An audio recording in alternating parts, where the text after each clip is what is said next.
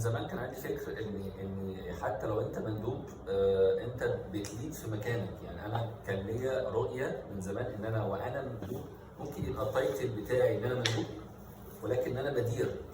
لدرجه اني انا كان ليا تعليقات على المديرين وكنت اقول ازاي هو مدير ويقدر ياخد القرارات دي.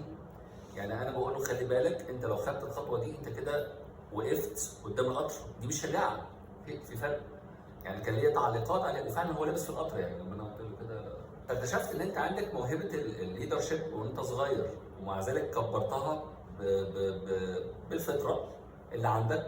ما كانش عندي طبعا كورسات او كده ان انا استفاد ان انا اخد ليدر شيب وقتها، لغايه لما انا بقيت يعني بدير في مجال شغلي المحدود. يعني طبعا بعد كده عرفت كلمه كويسه، والمواقف العمليه في الحياه ان هي تقدر تعلمك، بس طبعا مش هتديك كل حاجه زي ما انت تتدرب ازاي تدير بشكل افضل في كورسات تقدر تطبقها في حياتك افضل يعني.